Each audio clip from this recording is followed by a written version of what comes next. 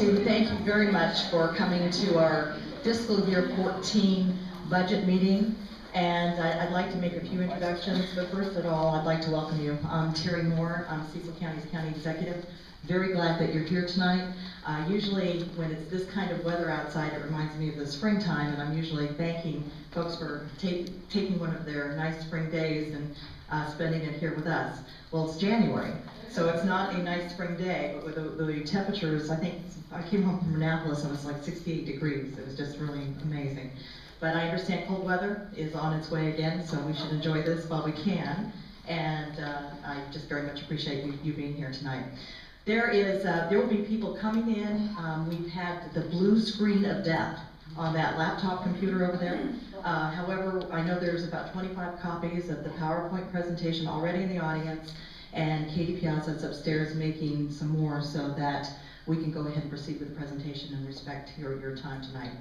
We'll also have an individual coming in and trying to fix the blue screen of death, so you may see that happening a little bit as well. Before I get started, I'd like to introduce you to a few people that are here, and we'll have more introductions as the time goes on. But on my right over here is our Director of Public Works, Scott Flanagan, and our Director of Finance, Winston Robinson, and then immediately to my right is our Budget Director, Craig Whiteford, who will be doing the majority of the budget presentation. Missing right now is our Director of Administration, Al Wine, but I'm sure he'll be here with us shortly.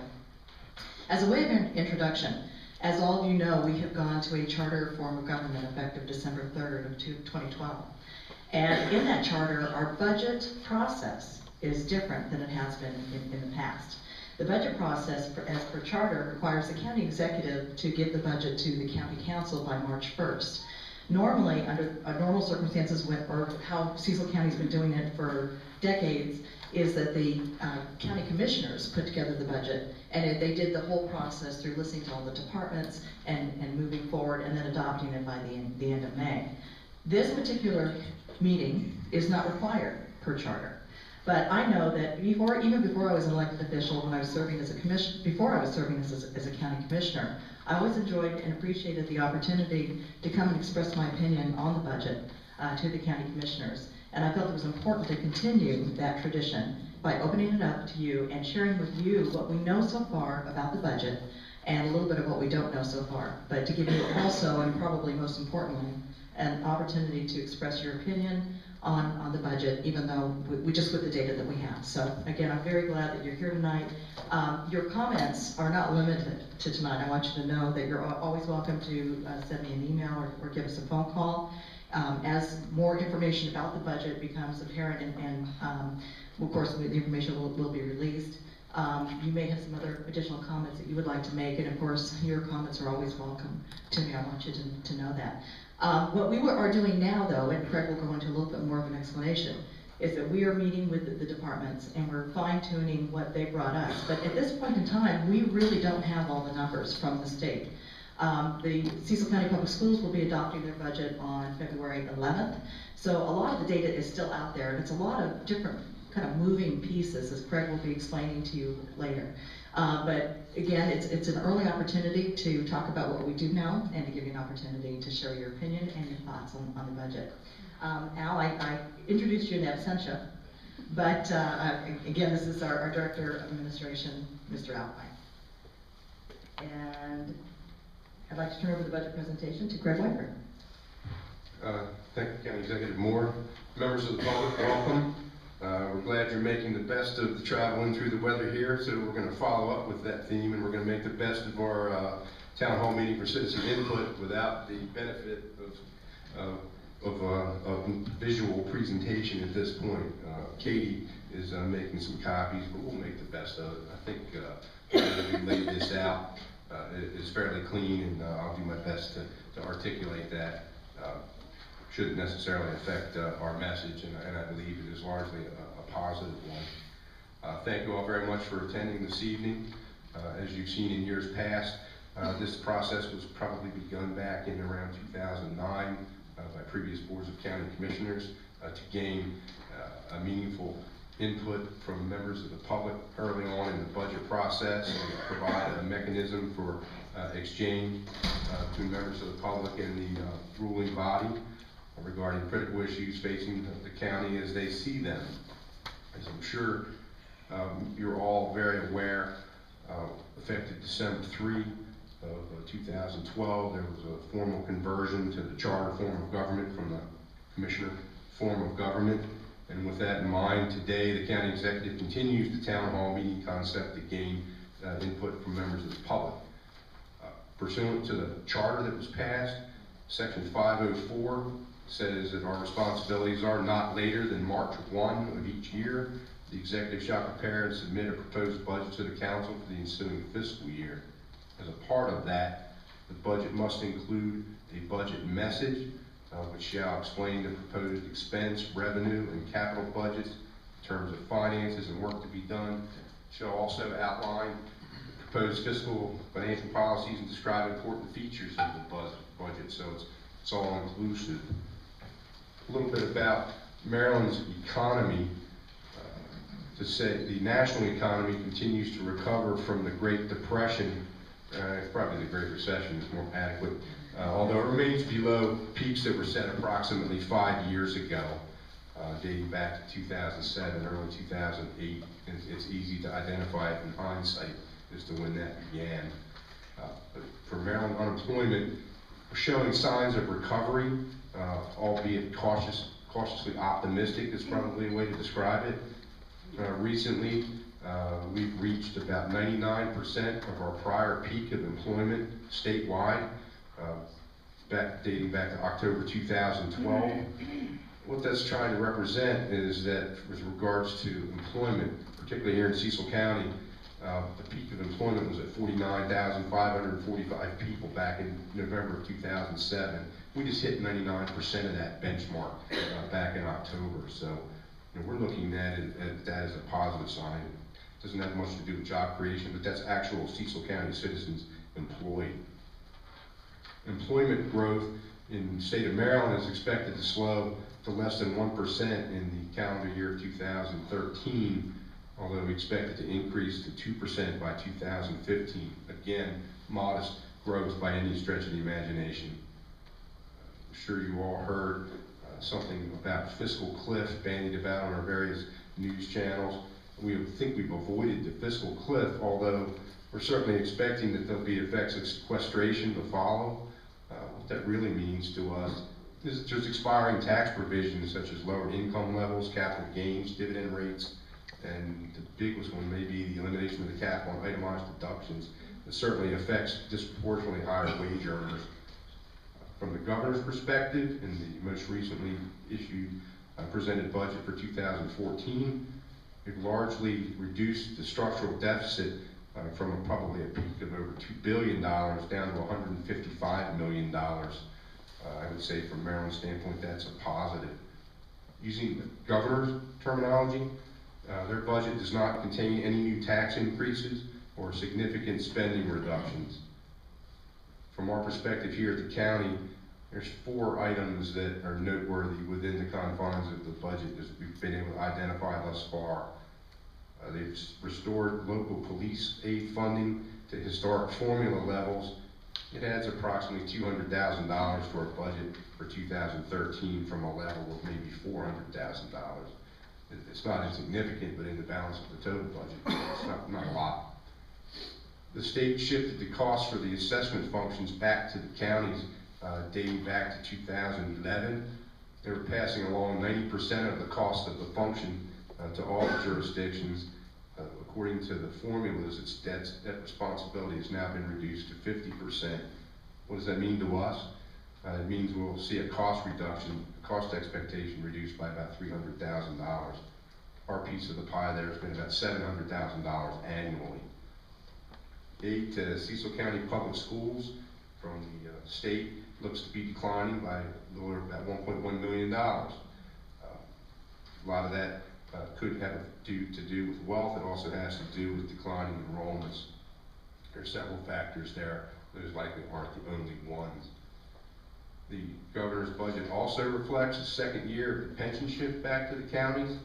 As many of you recall, they're passing back some fairly significant dollars that we, in effect, must be responsible for. That piece was $2.5 million. for fiscal 13. That escalates to $3.1 million for 14, and it will be $4 million in 15 and $4.6 million in 2016. Those dollars are part of the wall. So that's exactly what that's going to be. That's meant to represent the normal cost of retirement in their terminology. A highlight of their budget is that they expect to continue providing funding for the Cecil College Engineering and Bath facility at the Northeast campus. That's continued construction funding towards that project that we expect will be bid and potentially start construction as early as this summer.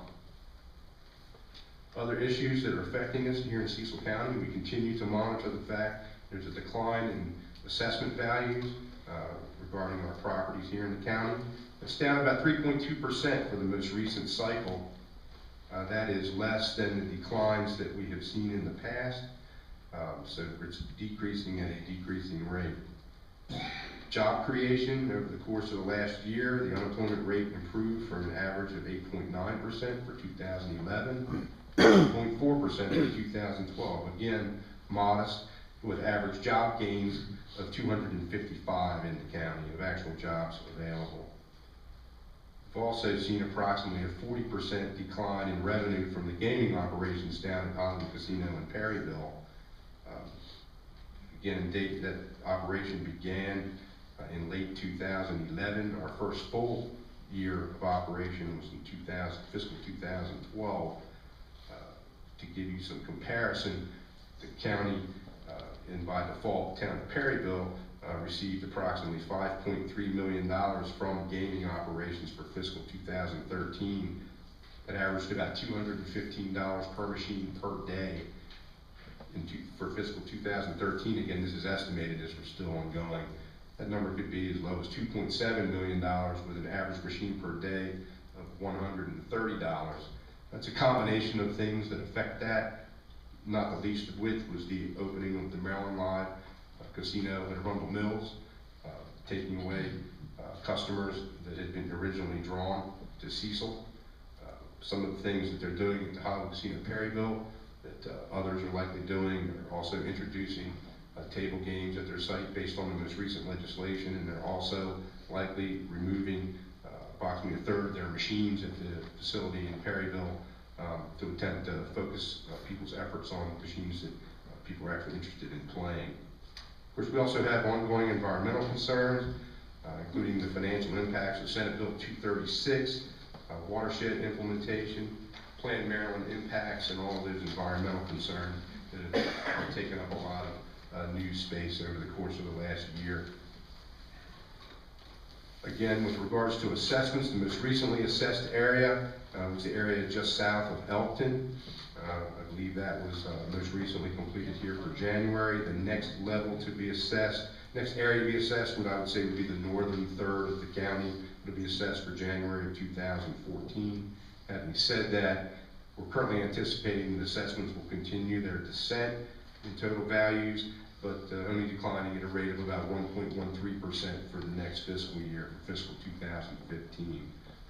Again, declining at a decreasing rate. So I think what that really means is we're at the, we may not be at the bottom of the trough, but I think we can see it from here. Some budget directives for 2014. Again, it's noteworthy to mention that this is the first budget following the formal transition from the Commissioner form of government to charter. It's not an understatement to say, not an overstatement to say it's a dramatically compressed process. Our responsibilities are to compile, analyze, and develop and provide this to the council no later than March 1. One of the underlying principles of this budget is to set a positive tone for the county's future, set an environment to embrace change in a constructive way, and encourage departments to find operating efficiencies where they can find them and not limit themselves to items such as cost containment, reclassification of jobs, and to start that process. We're relying on other budget directives for 2014. As in previous years, it was imperative that the focus on operating expense budgets are to be submitted at the minimum level to operate the department. For any items that are beyond that, obviously justifications must exist and will essentially be taken by a case-by-case basis. For salaries, we're proposing in this budget a cost of living allocation of 1.5%. You may recall for fiscal 13 that was adopted at a level of 1%.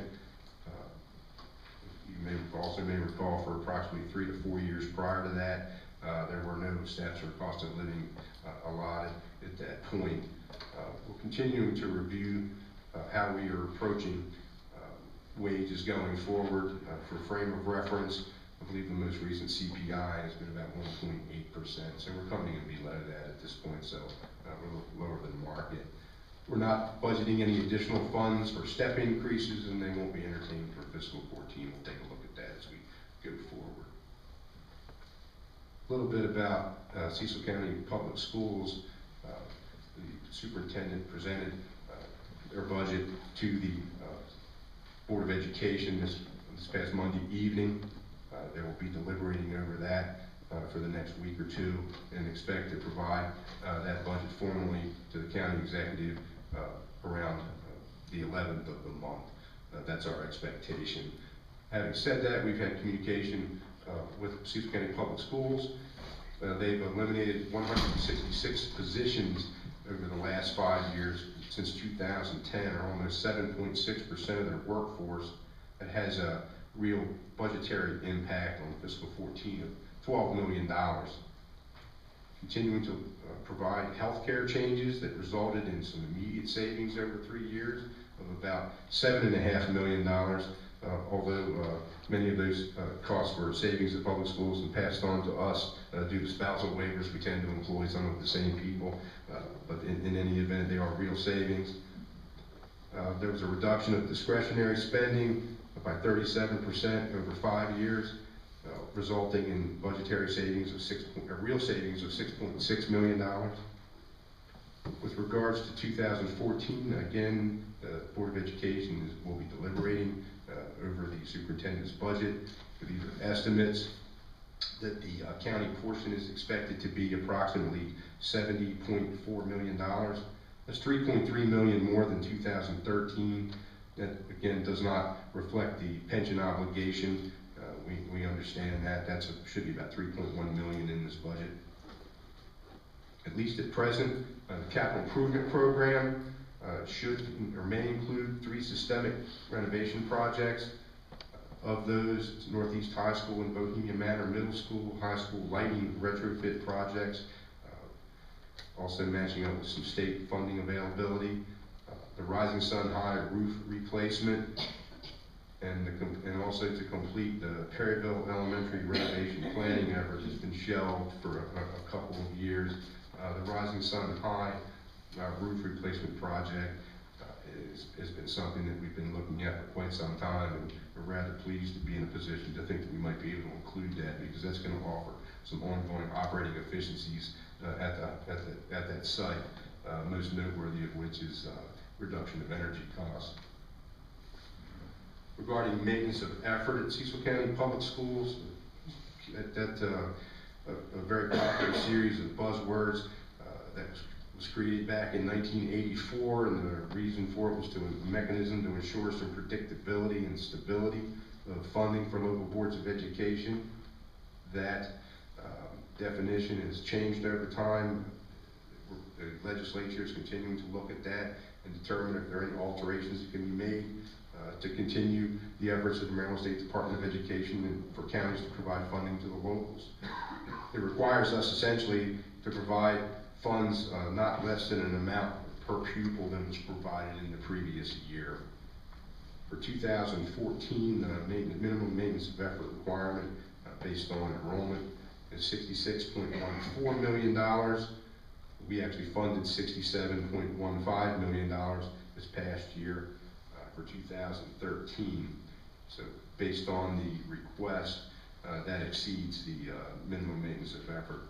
It does reflect a full-time equivalent student decline of 229 or 230, depending on which document you use, but that's the gist of it. About 229 person full-time equivalent decline. It's all said and done. A little bit about Cecil College.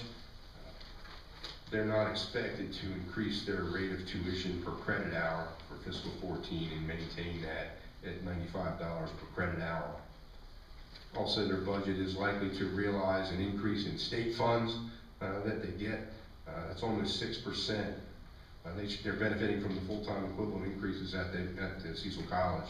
And it's a real positive. Not every jurisdiction can say that at this point, so we're still continuing to see some growth. The estimated county request, they're still diligently working on their request, although we also expect to have that not quite mid-month of February. We'll certainly in continuous contact. Should be right around $8 million, excluding their small capital request. That's not a great deal different than the existing budget. I believe the existing budget was just about $8 million when it was all said and done. It was probably 7.9. On their capital improvement program, again, I mentioned the concept of continuing the engineering and math facility, also supporting technical infrastructure improvements and heating system replacements at Cecil College campus. Now, what do we want to leave with you today? Admittedly, we don't have a lot of details when it comes to the expense side of the budget, but we want to leave you today, leave you this evening with potentially some thought-provoking items as some of the issues that we're facing. We're more than fully capable of dealing with these in a meaningful way and establishing firm priorities moving forward. I think the big thing is that in our budget message, we would say that we're looking at this with a balanced approach to governing, that we will adhere and make sure that you know that we do, that we adhere to sound fiscal management policies. And our goal is to maintain the property tax rate at its existing level. That's not moving it to the constant yield, that's leaving it where it is. We expect that the constant yield will be higher than the existing tax rate, by as much as 3%. Our goal is to maintain it where it is right now. We're stressing positive communication and collaboration between the executive, administration, department heads to clearly and adequately confirm and define the mission as we see it moving forward. Communicating with our public safety folk, we realize that they're quite likely to request additional positions for law enforcement and EMS to meet the ever-growing demand for service and increased 911 calls, increased in high visibility drug crime, and how those impact us socially and their impacts on our ability to provide a quality education to the children of this county.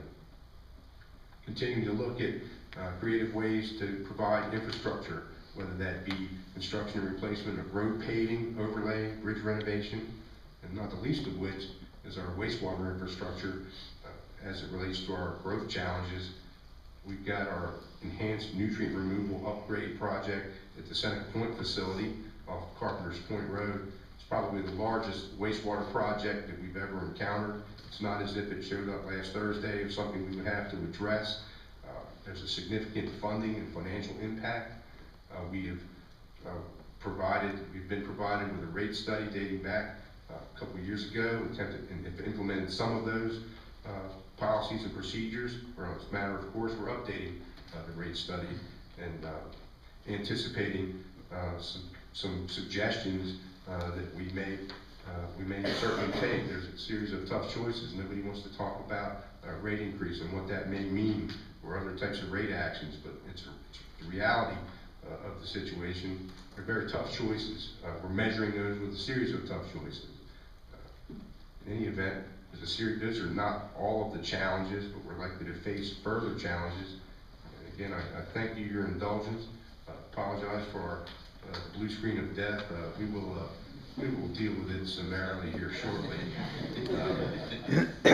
There is an absolute justice to be dispensed. I'm certain of that. In any event, thank you very much for your time. We're very much looking forward to fielding your comments. And as always, I'm available for questions and can be reached. If I don't know the answer, I probably know who does. So I'll be more than happy to help. Thank you very much.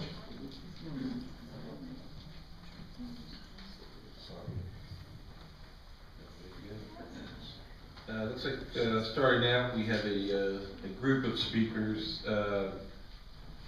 Cassandra Copes, Sarah Harter, Samantha Marziano, and Ms. Hollenbaugh.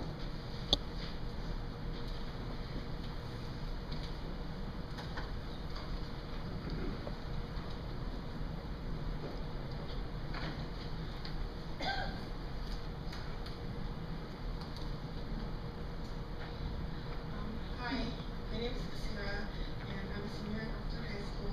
I've been attending after-school programs at the public library since I was in middle school. I'm here with my friends to talk about the Cecil County Public Library. And as frequent patrons of the Upton Central Library, the various team programs offered there have greatly contributed to our individual and community growth. We have all participated in Book Hook, the Teen Writers Workshop, Cafe Days, STEM-related programs, and we are current members of the Team's Top 10, which is a national honor. And we have been frequenting the library for several years now, and we cannot stress how important the library and its programs are to us. Hi, my name is Sarah, and I started coming to the library in 6th grade. The book discussions and writing workshops have benefited all of us academically. I specifically read much more than I would have without attending programs, and my writing skills have greatly improved. In addition to helping us improve our writing and analysis skills, the open discussions have greatly contributed to developing our communication skills. As a result, all of us are currently advanced placement English students. Hi, I'm Amber. I'm a senior at Upton High, like these two. I've been attending programs at the Cecil County Library since I was in 3rd grade. My brother, who is in 9th grade now, has been currently attending programs too. Socially, we have all established many great friendships through the library, like Cafe Days and other programs like our book club. In addition to promoting interactions between community members, the programs also serve as like creative outlets, and many of the teams share poetry and receive feedback from others. Hi, I'm Sam. I'm the newest. I've been attending since the young adult librarian visited my speech and debate class to guide us in a collaborative project with the Smithsonian. The library is important to me and other teens, not only because of the educational and social options, but also the space it provides after school. Teens can work on homework through the afternoon hours until our parents get out of work. The library is being renovated, and the young adult section has been expanded to provide more space and resources for teens after school.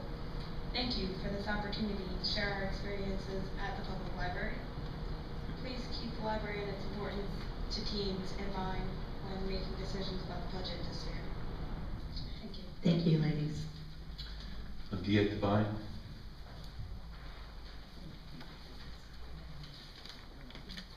Good evening. DeEtte Devine, Superintendent of Schools. I reside at 144 South Shore Road in Alton. And as Mr. Whiteford indicated, much of this is preliminary and a lot of things are unknown, but I would like to make a couple of brief statements. As was indicated in Mr. Whiteford's presentation, the school system has been an excellent partner in reducing and controlling our costs over the last 5 years. That being said, we lost $2.8 million of county funding since that time, and this year's operating budget is the same as it was in fiscal year 2009.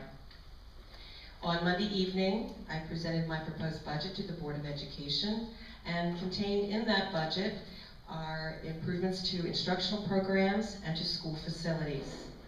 Absent from that proposal are many projects that still have to be deferred, which still causes our Board of Education and the leadership team great concern.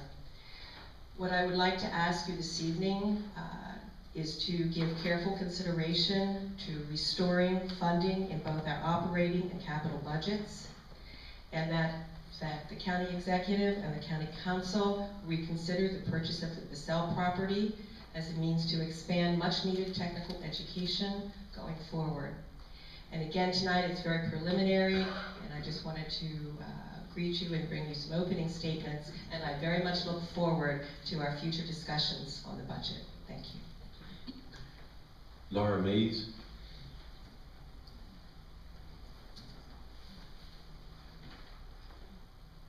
Good evening, Executive Moore and staff. I'm Laura Mays. I am the Executive Director of the Cecil County Chamber of Commerce, and I reside at 205 West Jacobs Way in Cecilton, Maryland.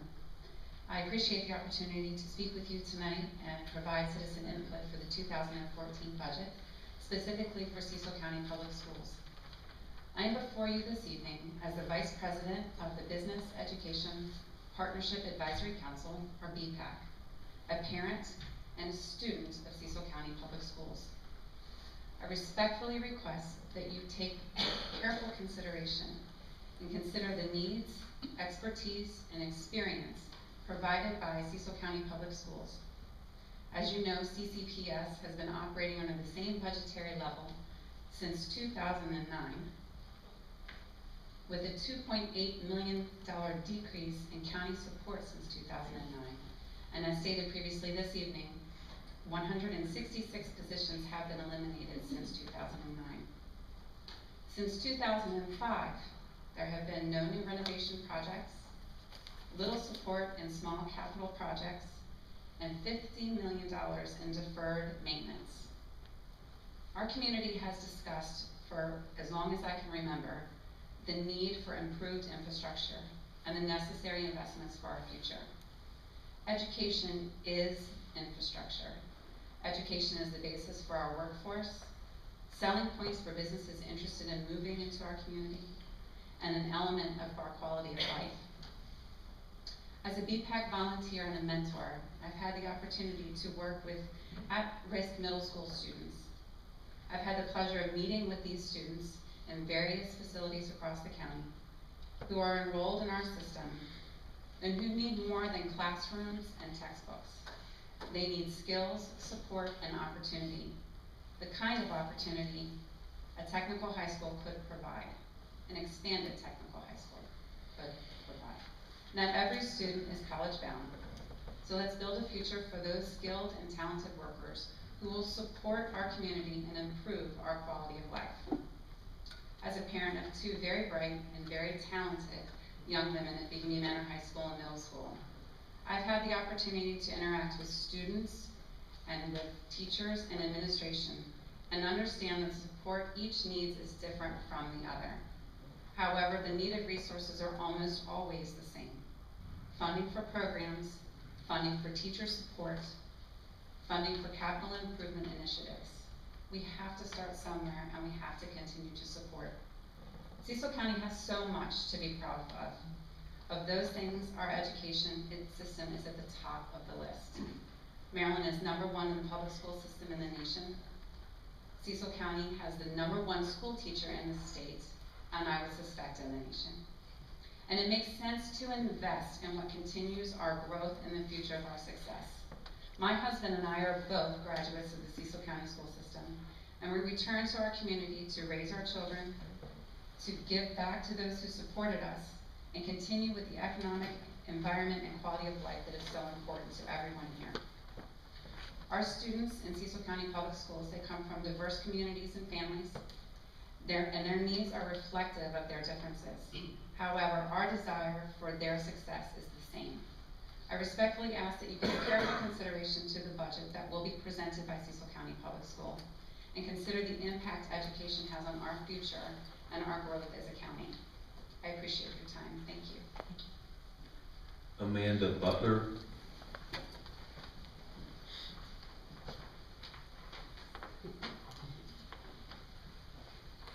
Hello, my name is Amanda Butler and I am the Vice President of the Friends of the Cecil County Public Library, and I've been living in Cecil County since 1998. When I first decided to speak at this budget meeting, I had collated lots of facts and information and figures about the Cecil County Public Library and its profound worth on the more than 50,000 library card holders in the county.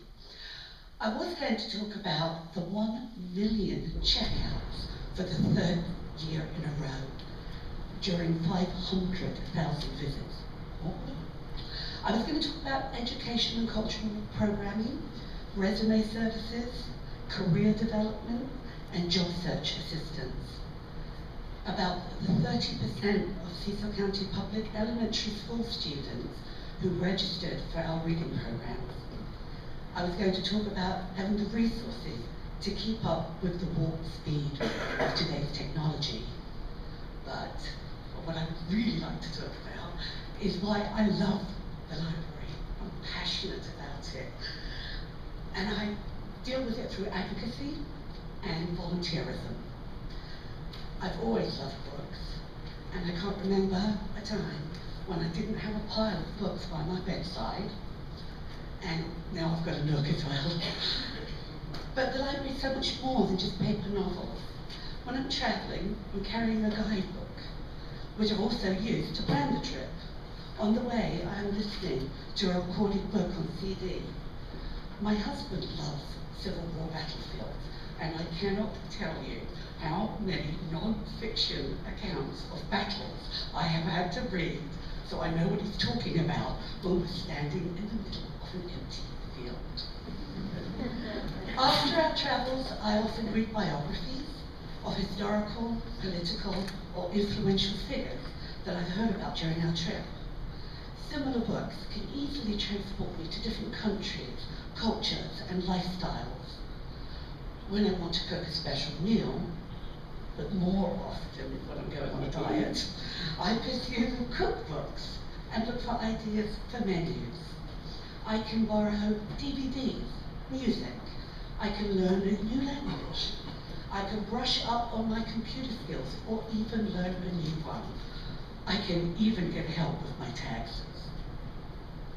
When I was stuck at home in London with my mother taking care of her 24 hours a day, 7 days a week in London, I was able to access the digital library and download books that literally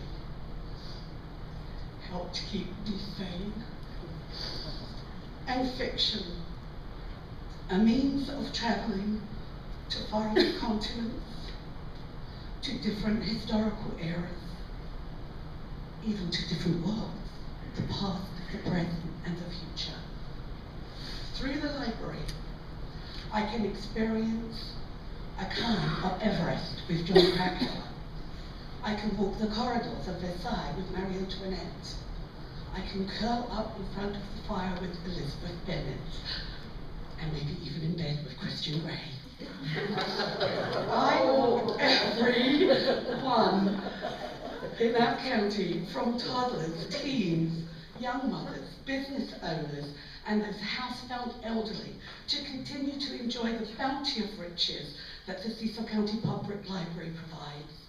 I want every person in Cecil County to have the opportunity to learn, to be enriched and enthralled, and to take advantage of the books, CDs, DVDs, programs, assistance, and countless resources offered by the library system and the fantastic librarians.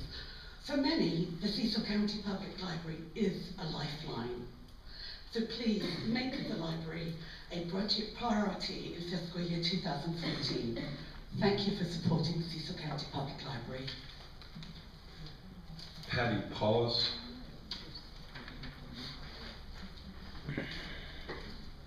Hello. I've lived in Cecil County for 26 years, and I've been a big library user my whole life. And after moving here, one of the first things I did was get a library card. I know it is an important asset to our community. My children were regular storytime attendees. We used the library for school research, pleasure, and information. And it helped my children become good students and now good citizens. Many times when visiting the Elkton branch, it is so full of patrons, I cannot even get a table. My family is lucky enough to have internet access, but for those who do not, the library is the place to take advantage of that to help with job searches, research, career development, and more. In particular, I want to talk about the Small Business Information Center at the library. I am one of the owners of the Palette and the Page, an artist gallery and co-op in downtown Elkton. We've been operating there since November of 2009. Through the help of the Small Business Information Center and various workshops through them, we became an LLC in January of 2011, and we continue to grow. Our success can be attributed in a big way to the help we receive from the Small Business Information Center and the books and materials available from the library on marketing, accounting, and becoming a limited liability corporation. I met with Ms. Laura Metzler many times to discuss our direction, our business plan, and she also put us in touch with the Small Business Development Center, which in turn put us in touch with various business people and services in the area. We try to keep our spending local by using other small businesses in Cecil County. Branding your business and email marketing are just two of the many programs that I have attended via the Small Business Information Center, and both have directly impacted our growth. Our sales increased 30% over 2010, and again 30% over 2011. Our email list has quadrupled in 2 years, and a portion of our email list are people outside of Cecil County from neighboring counties and states. So not only do they visit us, but they visit other businesses and restaurants as well. It's also important to note that the Small Business Information Center helps us to use our funds in a way to get the biggest bang for our buck, which has helped us to continue to be a viable business in Elkton. By working with other retail businesses, arts-related businesses and organizations, and Cecil College's Fine Arts program, we've been very influential in making the Elkton Art Loop on the first Fridays of the month become more successful, which impacts the town of Elkton and the county as well, because again, people do not only spend their money at our business. And this is doubly important as Elkton is designated as an arts and entertainment district by the state of Maryland. All of these are important to the economy of Cecil County. Many Cecil County citizens turn to the county's libraries for help with job searches, free internet access, computer classes, educational resources, career development, to encourage a child's love of reading, which then impacts their success as a student, and like the palette and the page, for help with growing a business in Cecil County. Please consider the importance of the library to the citizens of this county when you are discussing library funding. Thank you. Richard Boyle.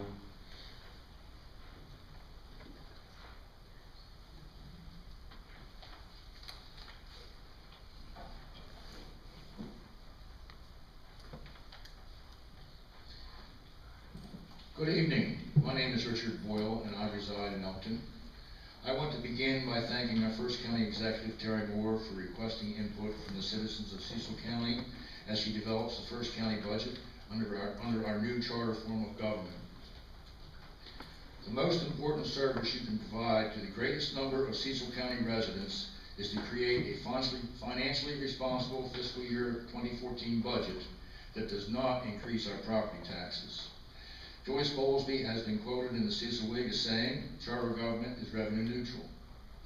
Charter government was sold to the citizens of Cecil County as being revenue neutral. The Great Recession continues. Unemployment is still high. Citizens are out of unemployment benefits and are no longer counted. Citizens have taken jobs which are only part-time and jobs which pay considerably less just to get by. They have exhausted savings and are taking money out of their 401k accounts just to pay monthly bills. Those who are fortunate to retain their jobs are not receiving raises. The cost of energy, food, and prescription drugs have increased dramatically in the past 4 years, all of which are not included in our federal government's CPI index. This is definitely not the time to raise the county's property tax rate. I am sure from your position as county executive, this appears to be a monumental task. You may ask, how do I do this? You must utilize your team to identify ways to reduce costs. You must direct each department head to reduce spending in their respective departments by a set percentage, including the Board of Education, which you must fund at maintenance of effort levels. I am sure there is much redundancy and duplication carried over from our commissioner form of government, plus the excesses of our county government from the early 1970s, who just 3 years ago when our county government discovered they could actually reduce costs and meet the constant yield rate, which is to say not to raise taxes. Here's something to think about. Cecil County relies too heavily on property taxes to raise revenue. 68% of Cecil County's total revenue is generated through property taxation. Property taxes are the most regressive form of taxation there is. It places undue hardship on families and individuals, because of July 1st of every year the tax man cometh, and if you do not give him money, he will take away your house. Also, in a declining real estate market, it is difficult for local governments to raise the necessary revenue to operate without raising the tax rate. With charter government, we now have the tools to come up with more equitable ways to raise revenue and not rely so heavily on property taxes. Look at how Newcastle County, Delaware, with charter government, raises revenue. Their property taxes are about 1/4 of ours, and in addition, they have a property tax exemption for senior citizens. I am available to discuss in further detail any of what I have said, should you so desire. Thank you very much for listening. Al Reason.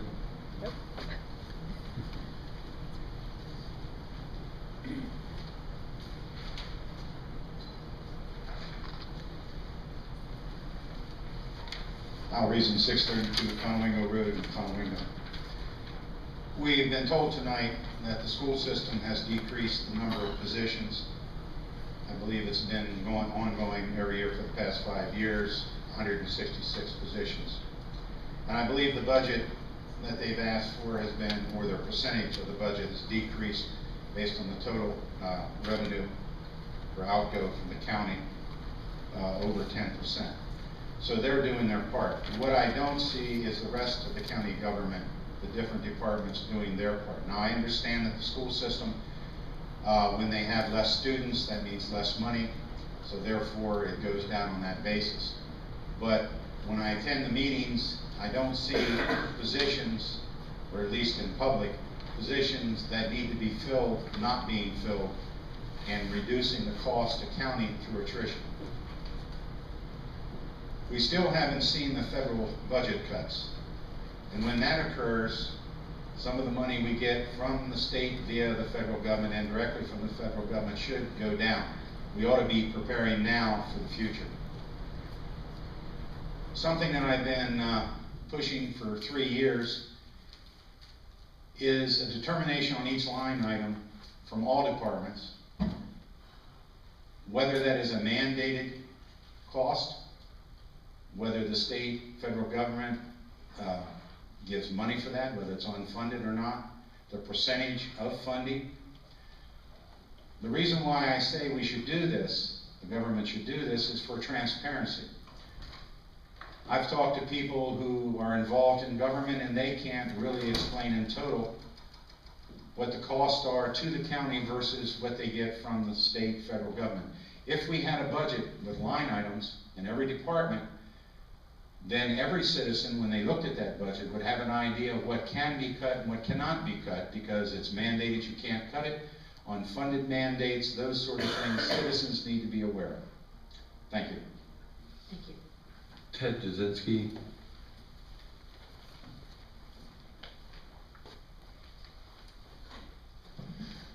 Good evening, Commissioner. County Exec. Sorry, slipping the tongue there. And directors, how are you? Good. My name's Ted Jasinski. I live in Oxford, Pennsylvania, but I am on and very proud to be a member of the Executive Committee of BPAC, serving with Cecil County Public Schools. As an architect, I would like to address the condition of the schools and the infrastructure of the various buildings in the Cecil County Public School system. It's been 8 years since a new renovation project has been undertaken. Also, there has been little or no support given for capital budget projects since that time. Currently, Cecil County Public Schools has over $50 million in deferred maintenance since 2005. The county has invested in capital projects, such as the new county building we're in, prison upgrades, and various other projects, but none have been for Cecil County Public Schools. With the aging of the buildings, it is only a matter of time for partial or complete failure to occur on items such as roofs and HVAC systems. I'm also very familiar with the Bissell property, and as an architect, I fully endorse the idea of turning the facility into a technical high school. This will be a bargain in many ways, from the cost of the land acquisition to allowing the old school to be repurposed to reduce the lease space having with the school system. If this scenario was presented to any other county in Maryland, I sincerely believe they would jump at the idea to create a new school that would expand the current curriculums and expand many deferred programs. For the cost, it is an absolute slam dunk. Cecil County Public Schools has also worked with the DeGrasse County budget of $2.8 million since 2009, while operating at their same level internally. Overall, Cecil County Public Schools has experienced a 10% decrease in the overall county budget since 2001. Due to these cuts in funding, Cecil County Public Schools has been required to eliminate 166 positions since 2009 while maintaining one of the highest levels of education in the state of Maryland, which, by the way, is voted the #1 school system in the United States. I ask that you please take these items under serious consideration when you discuss school system funding for not only this fiscal year, but for many years to come. We cannot continue to look at the schools as an area to trim budgets, deny and defer projects. These students are the future of Cecil County. Thank you. AJ, thank you. AJ will do. My full name is Akash Jayaprakash. I reside in Northeast. I am the secretary of the Friends of the Cecil County Public Library, and I'm appearing here tonight on their behalf. I have a visual aid. I have a book with me called Z is for Moose. This is the book that my baby daughter, who's almost 3 now, literally read her first sentence out of. I happened to buy it because obviously that's a cherished memory for me. It's a hilarious, wonderful book. I'm looking at the back of the book now. The cover price is $16.99. When I first saw this book, I checked it out from the Cecil County Public Library, where the cost to me was $0. Now let's do the math. I read 4 to 6 books a week with my kid. I've looked on Amazon.com and calculated an average price for some of the top selling kids books. It's about $10. There's 52 weeks in a year, so if we do all that out, I'd be spending about $2,500 a year on books if I kept up this current rate of reading with my daughter. Now, I'm pretty blessed. My wife is an attorney at APG. I am a technology trainer down in DC, but we don't have $2,500 in our budget for books. And if we don't, I can assure you that many, many residents in Cecil County don't have that money also. To make these books available to the citizens of Cecil County is a wonderful thing. I actually intended to visit the library and check out the original book that I read with my daughter to show you, but someone else has it.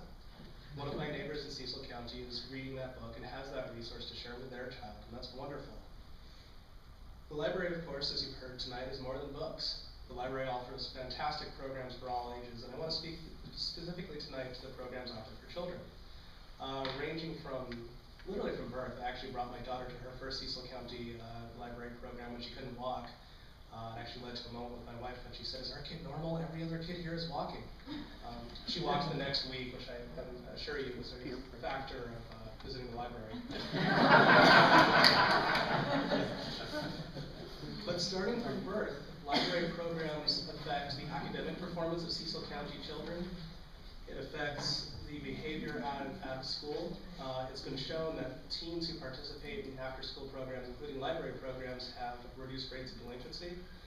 They retain the things that they learn after a long summer break. They show increased performance in schools. They're better prepared for the workplace and for college. And these are all dividends paid by investments in the library. Now, for the past couple of years, funding to the library has been flat.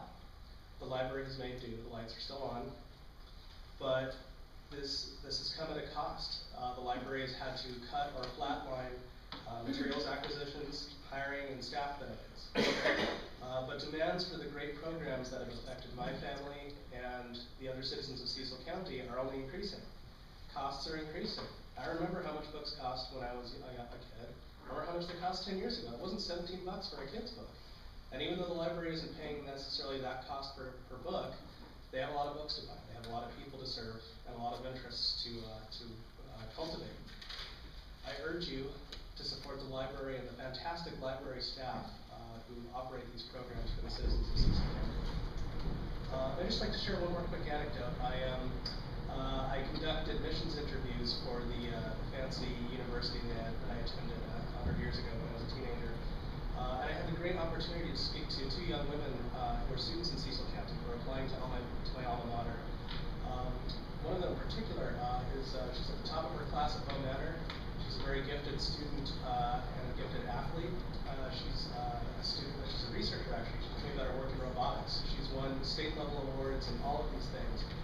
And I asked her, I said, wow, so how do people react when you tell them I'm from this place, called Bohemian, I go to Bohemian Manor in a city called Chesapeake City, you probably never heard of it.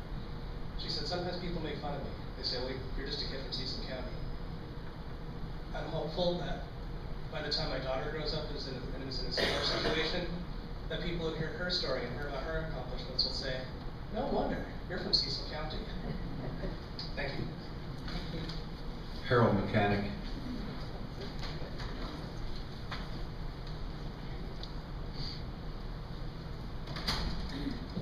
Good evening, Harold Mechanic, Elknet. We've heard pitches from the school district and the libraries. They're well represented here tonight. I haven't heard anybody stick up for emergency services. I recently had a conversation with a young deputy, and he was encouraging. He made me feel good about our county's police department. And I quizzed him, as I always do, asked him, how he feels about working in Cecil County, as a county employee. And he said, I bust my butt, but I haven't had a raise for 5 years. At that point, neither have I, but,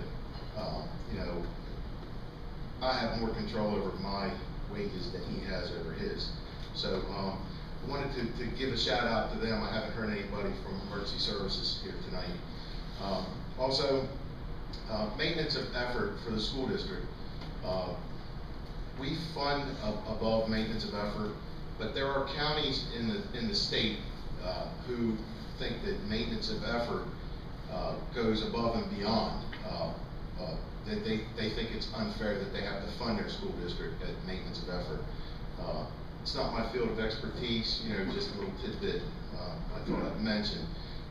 Also, Obamacare is going to hit and negatively affect this county in the form of smaller paychecks. I think we need to account for that. It hasn't even been implemented yet, and it has tripled in cost.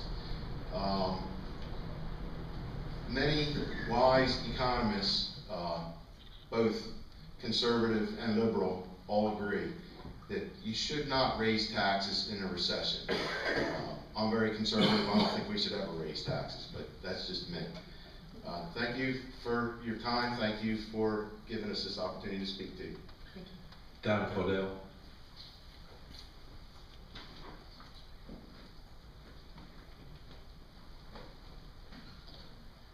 Donna Caldell, 114 Long Drive. First, I want to thank County Executive Moore for giving us this opportunity to speak. I have read that the intent is to keep property tax rate low, as it is now, and I support that. I'm not in favor of any tax increase. We're all cutting back, and our local government should run the budget the way that we run our household, within our paychecks. The taxpayers have had to tighten their belts at home, so we expect you to do the same with our money.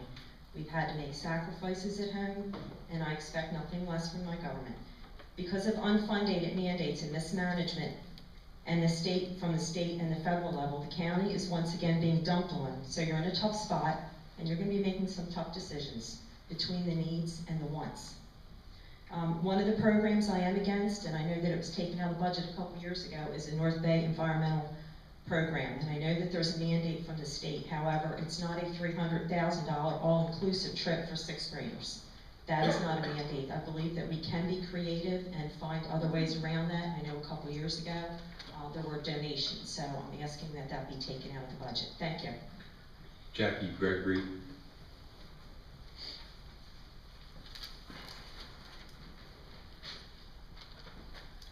Good evening, Jackie Gregory, 7 County Wed, Elkton. And again, I'd like to, like other people have, I'd like to thank you for giving us this opportunity tonight to express our views. And I just wanted to say, we've heard from a lot of people tonight. Everyone wants something, but all of those wants require money from Cecil County citizens. I agree with Mr. Boyle that we're putting too much emphasis on property taxes, and it would be good to find an alternative to that. The county needs to continue to find ways to do things more efficiently, cut spending, and distinguish between wants and needs. We need to get back to the basics. I realize that this task has become increasingly difficult with the increased unfunded mandates from Annapolis and from the federal government. I did want to add something on the North Bay trip. I taught for a few years before I became a mom at Hartford Tech High School, and I was an English and drama teacher there. And we decided with my drama students that we wanted to take a trip to a Broadway play. I thought that would be a great learning experience for them. And so it never crossed my mind to even go to the school board or to the school district and ask for money. I figured if we want to go on a trip, we're going to raise the money. And that's what we did. It was not a very cheap trip. It took a few months, several months I would say, of working. The kids sold Joe Corby pizzas and did some other fundraisers and that sort of thing. But some kids even raised more money than they needed and were able to help some of the other students. There was not one student who didn't get to go for lack of money. We had plenty of money, and it was we got a charter bus. We went to see a Broadway play. They got to participate in an acting workshop while they were there. We went shopping. We went to Hard Rock Cafe for dinner. There was a lot that we did. It was a great experience, but again, it was something that we did, and I think that when you have when the kids put some skin in the game, it actually gives them some pride, some accomplishment in what they're doing. So there might be some other ways to be a little bit more creative and get the kids involved in what they're doing and raise money that way. Thank you. Have a good night. Crystal Bloomquist. Crystal Blomquist, Elton, Maryland. Good evening. I thank you for the opportunity to stand here as a mother of a first grader and a kindergartner at Leeds Elementary School, and two younger ones who will in a few years also become students of the Cecil County Public School System. I am grateful for the funding increase from the county to the public schools this past year. I can assure you it is an investment that will not disappoint you. As studies show, education has a large return on investment. I ask that you invest additional funds to the public schools of Cecil County. There are 26 students in my son's classroom. The teacher does an outstanding job, but it is too much to ask of the teachers, parents, and most importantly, the students to perform their best in a classroom of that size. Without additional funding, the schools will continue to be understaffed. And it is the students and the future of Cecil County that will pay.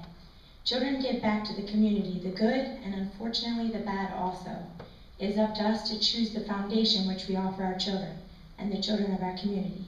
I know I want it to be the best possible, and I think many will agree.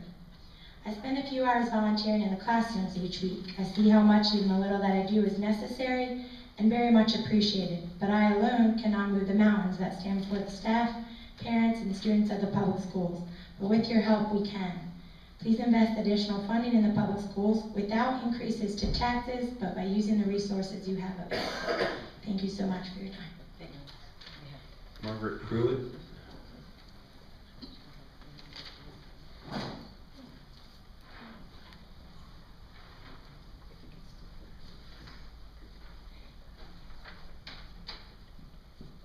Good evening. I'm Margaret Pruitt. I live in Flora. Thank you for the opportunity to let me know how vital the Elton Library is to me and the community. In particular, the Small Business Information Center has been very helpful as I've been developing a small startup web-based business. I will shortly launch my vegetable gardening education site. I've been working with the library and the Small Business Information Center since June of 2010. During this time, Laura Metzler and the program's resources have helped me develop and hone my business plan, conduct market research, and provided me with training on how to best use social media methods to connect to customers. My venture is in addition to my full-time employment. I am working on the side to make my business dreams come true. Thanks to the educational programs offered at the library, I've been able to learn the skills that have helped me in many ways. I've learned how to develop a business, marketing, and financial plan, and I've been exposed to other small business owners who have shared their wisdom on starting a successful business. The social media marketing programs have been extremely educational. They have helped me learn the language of using this type of marketing strategy, helped me choose the technology that suits my needs, and allowed me to be comfortable enough to start using the technology for my business. That was a stretch at times. I still have a long way to go, but I feel more confident in proceeding because of the training and the resources provided. In addition, Laura Metzler with SBIC has been a great sounding board and has guided me to all the resources the library has to offer. She's been thorough in her review of my plans, and her guidance has allowed me to continue pursuing my business. The library contains the information that I needed to move forward with my plans. I would not have been able to create the business as efficiently if I had to individually track down the resources in multiple locations.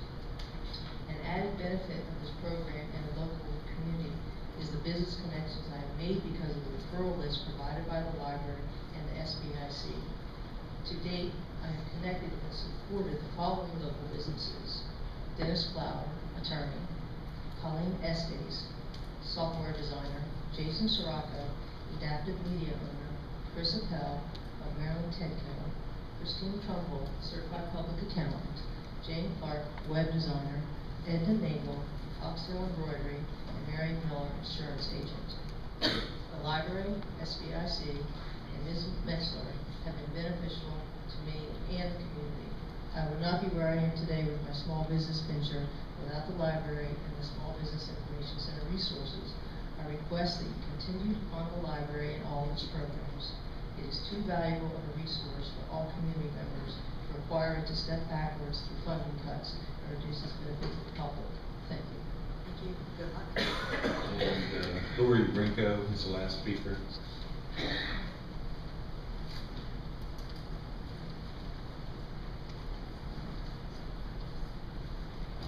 Good evening, Executive Moore. Thank you for this opportunity for citizens to provide direct feedback to you in relation to the fiscal year 2014 budget. I'm here this evening to speak for myself as a resident of Cecil County and also on behalf of the teachers, staff, and students that I represent as president of the Cecil County Classroom Teachers Association. The notice on the county website states that this meeting is intended as an opportunity for the public to provide the county executive input regarding critical issues that face all citizens of Cecil County. Many of these critical issues that exist have a direct impact on our children and their education in Cecil County, and likewise the education our children receive also has a direct impact on the success of our county.